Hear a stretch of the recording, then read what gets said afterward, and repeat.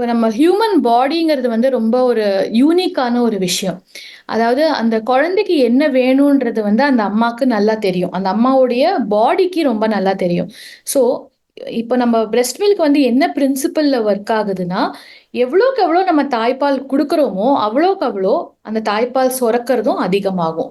So, நம்ம வந்து தாய்ப்பால் குடுக்கறத நிறுத்திட்டோம்னா, தாய்ப்பால் சுரக்கிறதும் கம்மியாயிடும். So, first method to increase breast milk அப்படின்னு கேட்டீங்கன்னா, more you feed the baby. இந்த பேபிய வந்து நம்ம எவ்வளோக்கு எவ்வளோ அதிகமா பிரஸ்ட்ல வந்து டைரக்ட்டா ஃபீட் பண்றோமோ, அவ்வளோக்கு அவ்வளோ தாய்ப்பால் புரொடக்ஷனும் இன்கிரீஸ் ஆகும். ஸோ இதுக்கு வந்து ஸ் அ ஃபர்ஸ்ட் பாயிண்ட்டே இதுதான். இது போக தான் வந்து சப்ளிமெண்டரி ஃபுட் அத பத்திலாம் பேசுவோம். ஸோ ஃபர்ஸ்ட் பாயிண்ட் என்னன்னா, எம்ப்டி த பிரஸ்ட்ன்னு சொல்லுவாங்க. எவ்வளோக்கு எவ்வளோ வேகமா பிரஸ்ட் எம்ப்டி ஆகுதோ, அவ்வளோக்கு அவ்வளோ அதிகமா பால் சுரக்க ஆரம்பிக்கும் பாடில. ஃபர்ஸ்ட்டு விஷயம் என்னன்னா, அந்த நியூ பார்ன் ஸ்டேஜஸ்ல நம்ம என்ன சொல்லுவோம்னா, ஒரு நாளைக்கு யூரின் அவுட்புட் எவ்வளோ இருக்கு அப்படின்றத நம்ம பார்ப்போம். ஒரு நாளைக்கு குறைஞ்சபட்சம் ஒரு 6 வாட்டியாவது அந்த குழந்தை வந்து யூரின் போகுது அப்படின்னா, அதோடைய தாய்ப்பால் இன்டேக் வந்து நல்லா இருக்கு அப்படின்றத நம்ம கணக்கு போடுவோம். ஸோ இதுதான் வந்து ஒரு ஒரு நம்மளே வீட்லயே வந்து ஜட்ஜ் பண்ணக்கூடிய ஒரு சின்ன விஷயம் இது. ஸோ நல்லா தாய்ப்பால் வந்து நல்லா எடுத்துக்குதா குழந்தை அப்படின்றத பார்க்கறதுக்கு, யூரின் நல்லா போதா குழந்தை அப்படின்றத வந்து நம்ம அசஸ் பண்ணணும். ஸோ இது ஃபர்ஸ்ட் பாயிண்ட். செகண்ட் வந்து வெயிட். அந்த ஏஜுக்கு தகுந்த வெயிட் இன்கிரீஸ் இருக்கா? அந்த ஏஜுக்கு அந்த சார்ட் எல்லாம் இருக்கும் பார்த்தீங்களா? 3 மாசம்னா இவ்வளோ வெயிட் இருக்கணும். 4 மாசம்னா இவ்வளோ வெயிட் இருக்கணும். ஸோ அந்த ஏஜுக்குடைய வெயிட் கெயின் இருக்கா? அப்படின்றத நம்ம பார்ப்போம். ஸோ இது 2வது விஷயம். 3வது விஷயம் வந்து டெவலப்மெண்டல் மைல்ஸ்டோன்னு சொல்லுவோம். இப்போ வந்து ஃபார் எக்ஸாம்பிள் பார்த்தீங்கன்னா, 2 வயசு ஆச்சு 2 மாசத்துல வந்து குழந்தை கை காலெல்லாம் ஆட்டும். 3 மாசம் ஆச்சுன்னா, அந்த ரோலிங் ஓவர்ன்னு சொல்லுவாங்க. கவுந்து படுக்கும். அதே மாதிரி ஒரு 6 மாசம் ஆச்சுன்னா எந்திரிச்சு உட்காரும். 3 மாசத்துல தலை நிக்கணும். ஒரு 8 மாசத்துல வந்து எந்திரிச்சு நிக்க ட்ரை பண்ணணும். ஒரு 11 மாசத்துல நடக்கணும். இப்படின்ற அந்த அந்த அந்தந்த ஏஜுக்குரிய அந்தந்த ஒரு டெவலப்மெண்ட் இருக்கு இல்லையா? அதெல்லாம் கரெக்ட்டா நடந்தது அப்படின்னா, குழந்தைக்கு வந்து நியூட்ரிஷன் நல்லா போயிட்டுருக்கு அப்படின்றத நம்ம அத வச்சு ஜட்ஜ் பண்ணிக்கலாம். இது வந்து நெறைய ஃபேக்டர்ஸ் இருக்கு. ஸோ இப்ப நான் சொன்ன மாதிரி, நம்ம எவ்வளோக்கு எவ்வளோ பால் குடுக்குறோமோ, அவ்வளோக்கு அவ்வளோ பால் அதிகமா சுரக்கும்ன்று சொல்றோம் இல்லையா? அதே மாதிரி நம்ம பால் குடுக்காம இருக்க, அந்த பால் சுரக்கிறதும் கண்டிப்பா கம்மியாயிடும். இது வந்து முதல் ரீசன். 2வது வந்து மதருக்கு வந்து ஏதாவது ஒரு சிக்னஸ் வருது. ஒரு லாங் டெர்ம் இல்னஸ் இருக்கு அப்படிங்கும்போது, அவங்களே வந்து சிக்கா இருக்காங்க அப்படின்ற ரீசன்ல வந்து சப்ளை குறையலாம். 3வது விஷயம் வந்து அ வெரி வெரி இப்போ இருக்கிற காலகட்டத்தில ரொம்ப ரொம்ப காமனான ஒரு விஷயம். இந்த postpartum depression or maternal stress இதெல்லாம் வந்து அதிகமாவே கான்ட்ரிபியூட் பண்ணுது.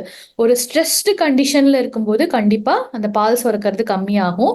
ஸோ பால் சுரக்கிறது அதிகமாக்கறதுக்கு வந்து அம்மா அந்த பால் குடுக்குற அந்த தாய்க்கு வந்து ஒரு நல்ல ஒரு என்வாயர்ன்மென்ட்டும், ஒரு நல்ல ஒரு மென்டல் பீஸும், அடிக்குவேட்டான ஒரு நியூட்ரிஷன், ஃபுட்டு இதெல்லாம் இருக்கணும். இதெல்லாம் இல்லாத பட்சத்துக்கு பால் சுரக்கிறது வந்து கண்டிப்பா நெறைய விஷயங்கள் இருக்கு. ஏன் பால் சுரக்கிறது கம்மி ஆகுறதுங்கிறது. பட் ஒரு இது வந்து these are the few of the main reasons அப்படின்னு நான் சொல்லுவேன். இது வந்து எகெயின் நான் சொன்ன மாரி இது ஒரு பெரிய மித். எஸ், உணவு வந்து it forms a very very important role.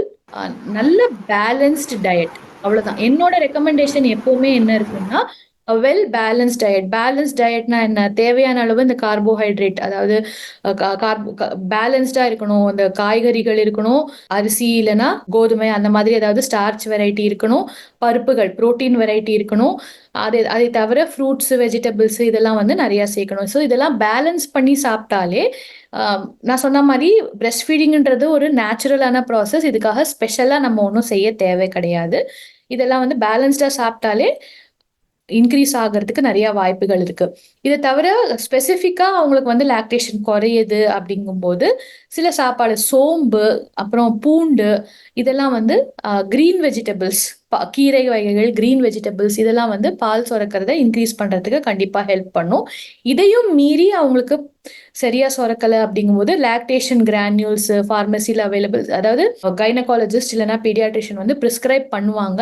So இத பிரிஸ்கிரைப் பண்ணிட்டு அந்த லாக்டேஷன் இன்கிரீஸ் ஆகக்கூடிய கிரானியூல்ஸோ, இல்ல கேப்சூல்ஸோ வந்து எடுத்துக்கிட்டா, லாக்டேஷன் வந்து பால் சுரக்கிறது வந்து இதனால இன்கிரீஸ் ஆகும்.